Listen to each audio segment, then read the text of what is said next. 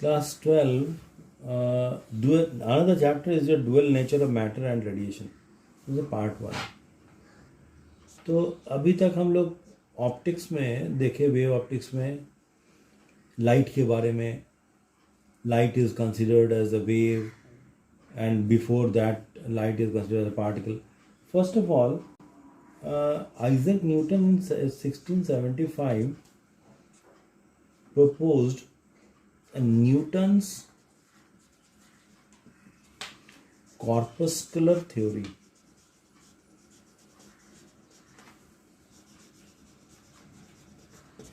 Regarding nature of the light. Nature of light. सबसे पहले Isaac Newton आए, वो क्या किए, कॉर्पस्कुलर थ्योरी दिए.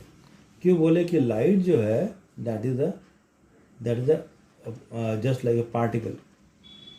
Particle means corpuscles, corpuscles means particles. तो light consist of a particle, ये उनका कहना था.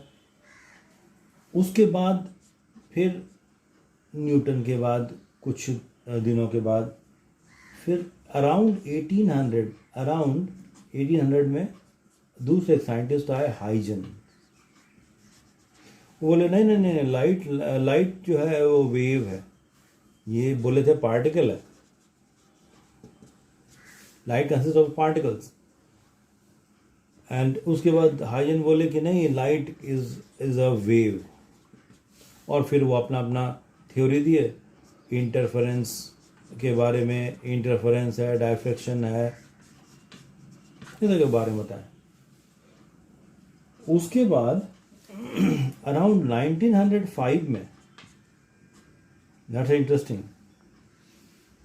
एक आए अल्बर्ट आइंस्टाइन, जो फोटो इलेक्ट्रिक इफेक्ट के बारे में अपना कॉन्सेप्ट दिए. और फोटो इलेक्ट्रिक इफेक्ट के बारे में कॉन्सेप्ट दिए. और ये अपना एक इक्वेशन आइंस्टाइन को, एक कौन दिए, आइंस्टाइन. और ये बताए कि लाइट क्या है, पार्टिकल है. लाइट पार्टिकल है जिसको हम क्वांटा भी बोलते हैं. That is a packet of energy.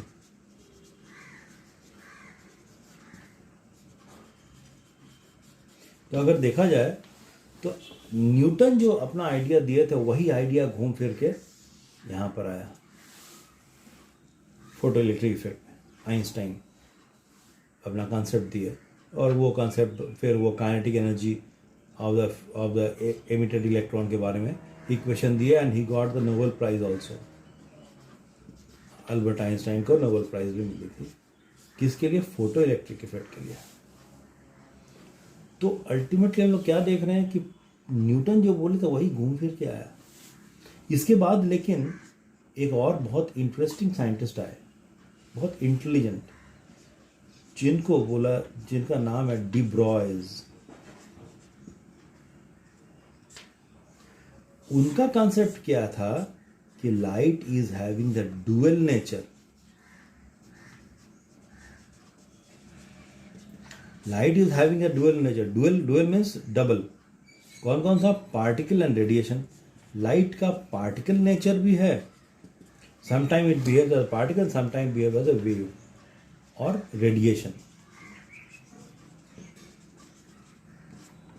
तो ये कॉन्सेप्ट को लास्ट में मान लिया गया कि light is having the dual nature, particle and wave. So anyway, in this particular part 1 we are going to discuss how the electrons emits and what are the basic mechanism of the electron emits from the metal.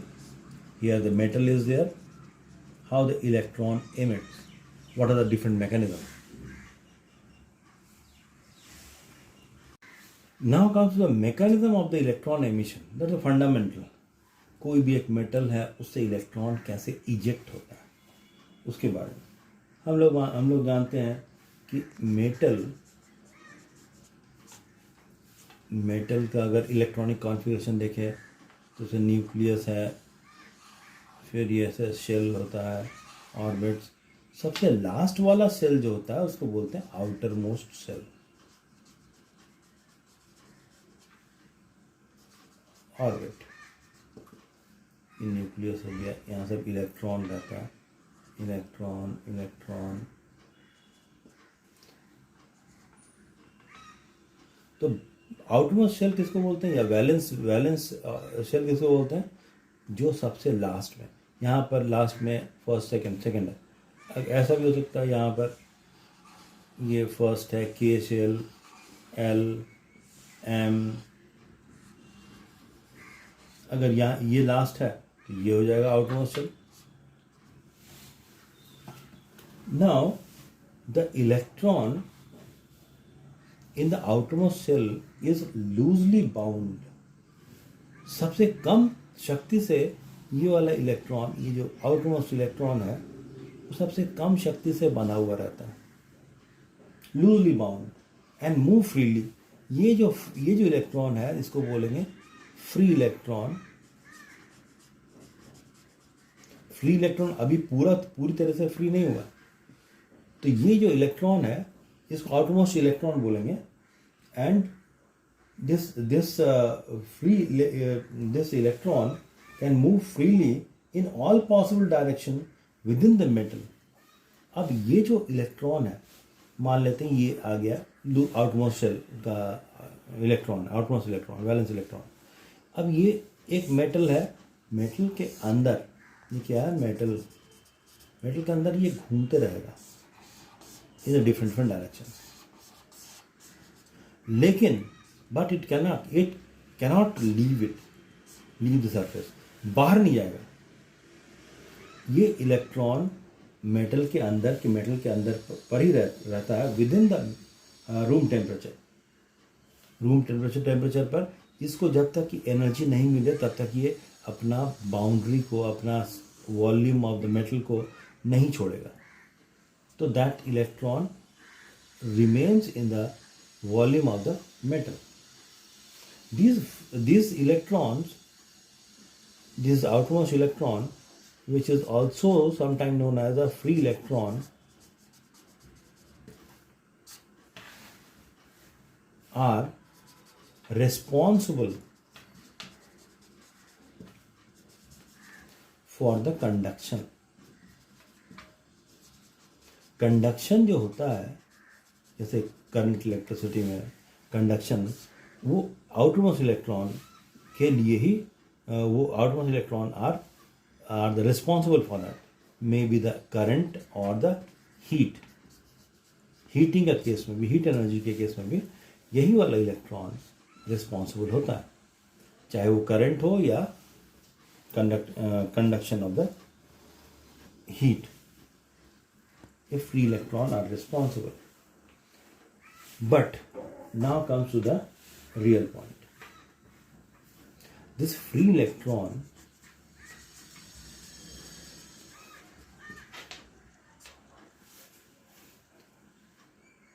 cannot leave the surface of the metal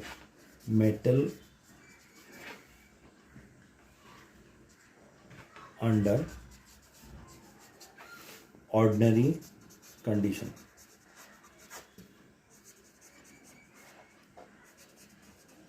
ordinary condition पर, normal condition पर ये electron कभी भी metal के surface को छोड़ के नहीं जाएगा।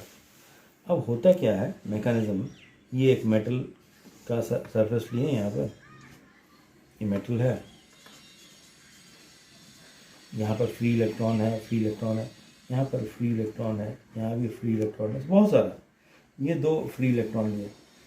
ये फ्री इलेक्ट्रॉन जैसे ही कोशिश करेगा यहाँ से बाहर निकलने के लिए, इसको तो एनर्जी मिल रहा है, थर्मल एनर्जी अंदर से घूम रहा है, एनर्जी गेन कर रहा है, काइनेटिक एनर्जी। जैसे ही कोशिश करेगा बाहर निकलने के लिए, तो यहाँ पर एक पॉजिटिव चार्ज डेवलप हो जाएगा। वो पॉजिटिव चार्ज इस इलेक्ट्रॉन, वो जैसे इलेक्ट्रॉन बाहर आने की कोशिश किया, इलेक्ट्रॉन यहाँ पर, तो ये पॉजिटिव चार्ज डेवलप हो जाएगा और वो इसको अट्रैक्ट कर लेगा। इसको बोलते हैं surface barrier.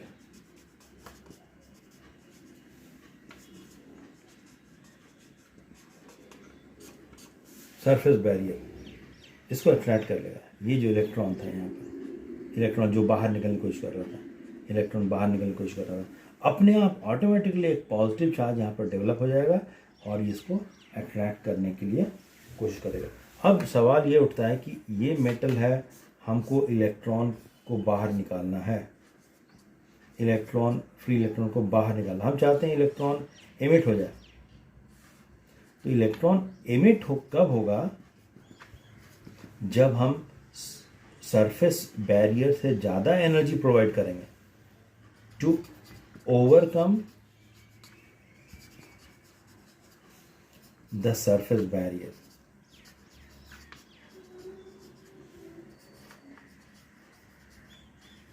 Surface barrier in fact क्या है? एनर्जी है।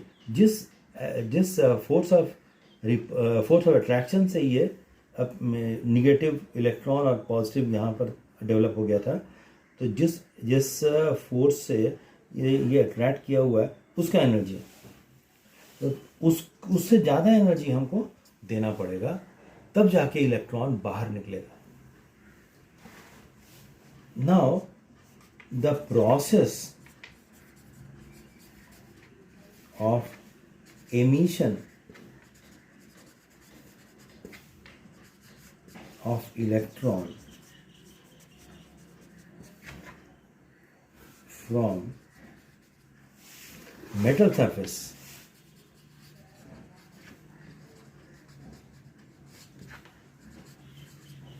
is called electron emission.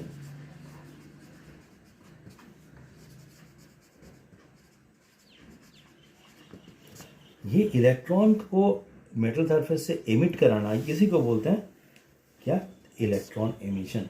इसके बारे में हम लोग पढ़ेंगे, इलेक्ट्रॉन कैसे एमिट होता है, कितना एनर्जी मिलना चाहिए।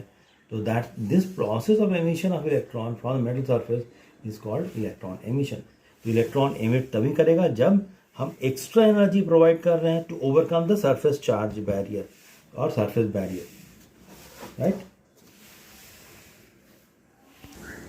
Another very important term is your work function, denoted by phi. Work function is the minimum energy required by the free electron, means outermost electron, to just leave without moving in space. Just leave the metal surface is known as the work function of the metal. The minimum energy required by the free electron to just leave the metal surface is known as the work function. Means work function हम देंगे तभी वो surface barrier overcome होगा। Surface barrier को overcome करने के लिए ये वर्क फंक्शन जरूरत होता है, तभी इलेक्ट्रॉन निकलेगा उससे। It depends on properties of the metal, nature of the surface and impurities, इस पर डिपेंड करता है। और ये work function it measures in electron volt. That is the customary we are using it. Electron volt. 1 electron volt is equal to 1.6 into 10 to the minus 19 into 1 volt.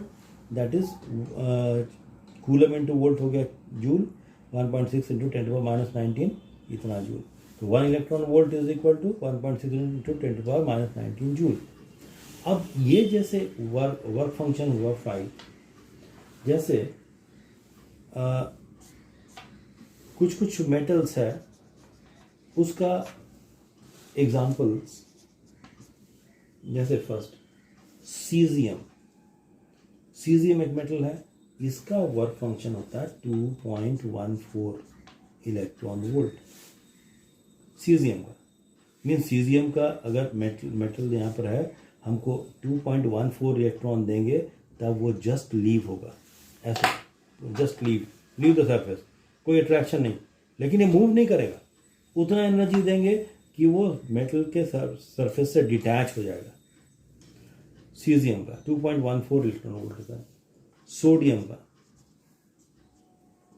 2.75 electron volt, nickel का work function होता है 5.15 electron volt और platinum का 5.65 electron volt. ये कुछ examples हैं। तो इसको देखने से हमको क्या समझ में आ रहा है कि platinum is the hardest substance. इसके इलेक्ट्रॉन, तो प्लैटिनम का कितना वर्क फंक्शन होता है 5.65 इलेक्ट्रॉन वोल्ट, बहुत ज़्यादा वैल्यू है इतना इलेक्ट्रॉन वोल्ट। तो इसीलिए प्लैटिनम बहुत हार्ड होता है। सबसे कमज़ोर, सबसे कम वर्क फंक्शन वाला कौन सा होता है? सीजियम। ठीक है। Now comes to the point of types of electron emission in the next video.